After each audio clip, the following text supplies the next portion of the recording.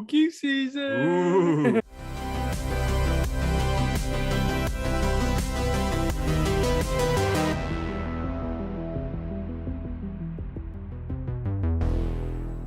Ladies and gentlemen, welcome back to season 2 of Return to Hawkins. I'm damn pumped to be here. Season 2 historically is a season that gets a bad rap. It's the worst season. We're going to tell you guys how I feel about it. Trevor, how the hell are you doing? How does it feel to be back in Hawkins already? It's crazy how fast this time is flying, man. Oh We've my been gosh. here for 8 weeks in a row. Yep. We're making a 9.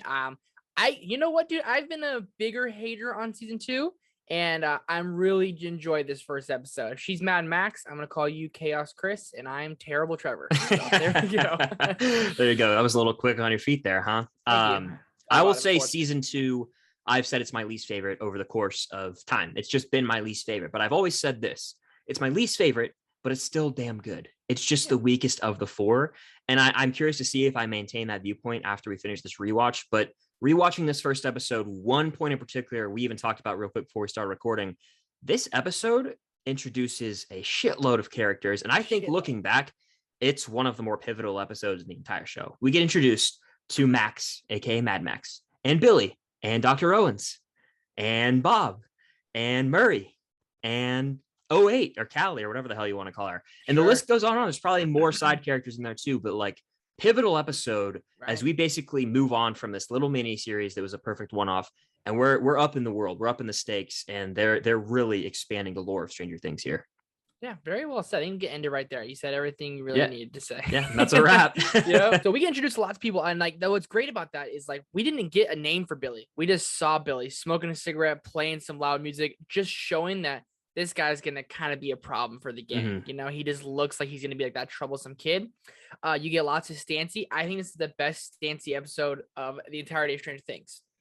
They have a nice little relationship. They go to a little awkward dinner with Barb's parents, Bob the Brave.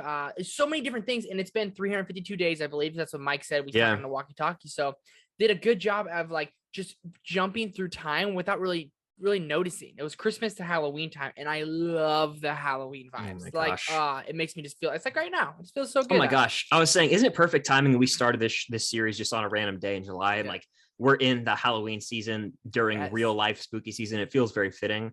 I love the vibe too. Right after the little title card, we see like the Halloween decorations in the yard, and there's a plot in this episode where Hopper is going to check on a pumpkin patch. It's like I love the fall vibes of the season, and that's something that I have to give it credit for that it has on all the other seasons is the spooky season, man. You just can't beat it. And it goes hand in hand perfectly with Stranger Things. The score is back, the music's back, and these characters are back. And one thing we talked about a little bit before too, Dustin is like the main kid now. Like he was so likable in season 1, but he was definitely sidelined. Season 2, like I think he had like the most lines of the group. Him and Lucas were like running the show, and at least Dustin for real. Like it opens up with the kids, like Dustin at his house looking for quarters to go to the arcade. And like he's kind of in love with MADMAX. He's like, who is this girl? She skateboards. She's awesome. And then we get Mike. Oh, good old Mike. I'll take the reins here on this one, ladies and gentlemen. Mike is the issue with Mike in this episode is that all of his friends see this girl, MADMAX, and they're spying on her. And there's a funny bit there. And they're all just like amazed by her. And then he's just like, he seems really just super jealous, which is like not a great trait, but he comes off. He's like, screw her. We don't need her. How do you know she's cool? Blah, blah, blah. And he's just, I think, jealous because there's a new girl around and he misses Elle. So that's probably what it is, which like fair enough, to each their own. He's a young teenage kid. The hormones are raging and he misses 11, but it's at the same time, everyone else seems to have a level head about themselves. And I don't understand why he is so avidly against Max. It always rubbed me the wrong way. And we'll see later on too. It just keeps getting worse this season. It's always about him, in my opinion. Like for the group, like Dustin and Lucas, like Dustin even says, last time I checked, we're not a dictatorship, we're a democracy. Yes. And certainly. Like Lucas, like, like Lucas and Dustin are both trying to get him, and Dustin has the line several times, these pearls, whatever, showing his teeth. But Mike is so caught in like missing 11. I get it. You missed 11, you missed your girl, like you were like mad in love with her, the first love of your life. I 100% understand where you're coming from, but like you have your best friend back and Will. Everyone's alive, everyone's healthy. It's been 352 days of like no craziness. Why are you acting like this? Like, you know, like you're just being mean to your friends, telling them to shut up, telling them this, and like, I'm busy. It's like, Mike, you're just unlikable. I'm just gonna say that. I mean, fair enough. And I'll say this: is this a rare Ted Wheeler dub when he is like telling him like, you've had 20 strikes, Mike. Like he goes on the dinner table. Yeah. His parents like, I think Ted might actually be in the right there because it has been almost a full calendar year. And obviously grieving the loss of someone near to you with 11, like it's fair enough, take your time. But it's been almost a year. It seems like everyone else has moved on in a way, even though 11 is not actually gone.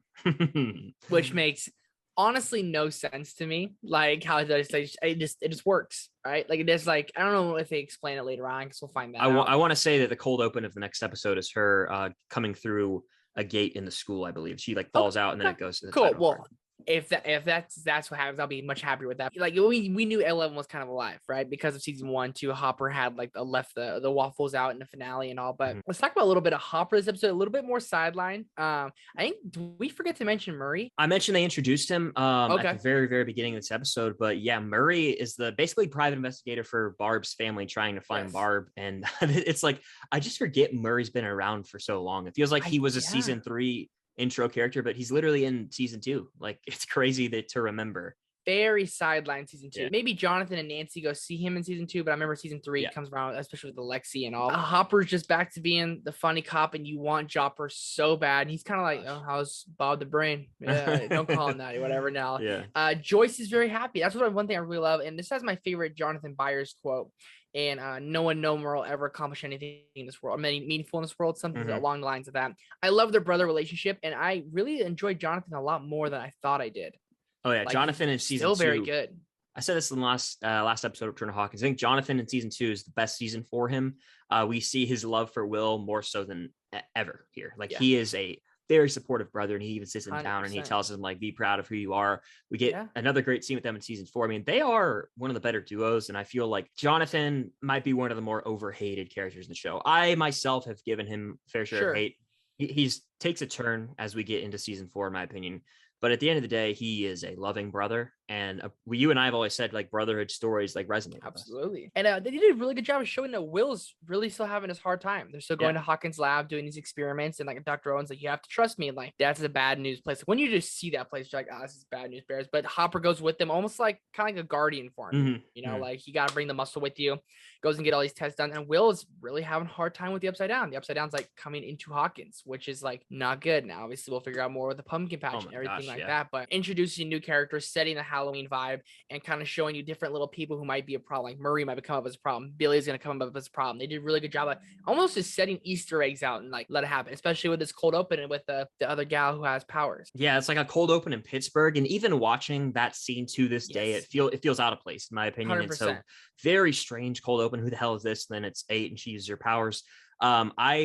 Again, we'll talk more about this whole gang later, but I don't think the Duffer Brothers are going to bring them back in the final season. I know that we'll save that talk for episode 7 of this season, but really just almost out of place, in my opinion, to even have that as the cold open.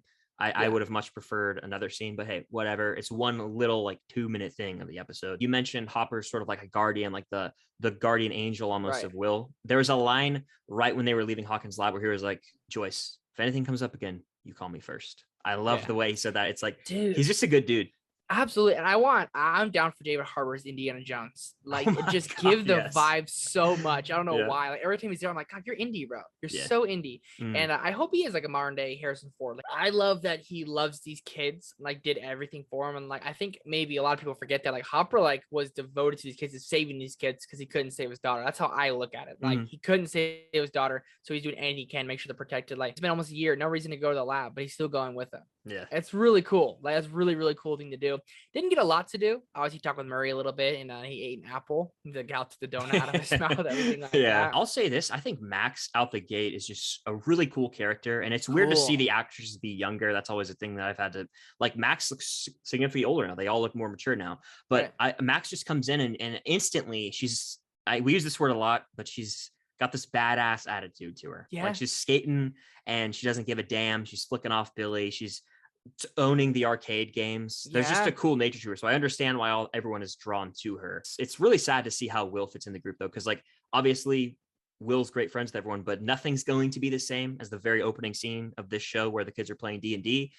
He still has the trauma and it's still haunting him. And when he gets pulled out of, like, recess, it was like everyone looked kind of bummed and we're like, yeah, Will's just, it's been a bad month for him. And it's really sad to see. Yeah, and they actually hit us on, which actually is very, very like true. When a bad situation happens to people like with PTSD or they lose someone, they'll get like this like depression in a certain time of year, and like, they'll come up and it'll definitely affect them. It actually hit on that. Like for this time period, I don't think it was very much about like what is this, the 70s, 80s? 84, yeah. Yeah, it's not too much of like, oh, like how's your mental health back in the day? Yeah. Like this is not, that's not a thing, right? So for them to actually like be able to address that, and they're like, so we're still learning about it. That was really cool to really set the time period. It's kind of like, yeah, muster up your feelings and like grow up. That's kind of how it was back then. You know, at least that's like our parents' generation. You know? Literally, that's what it is. It's crazy how they portray you're that. Sad? So too bad. Too bad you're sad. Suck it.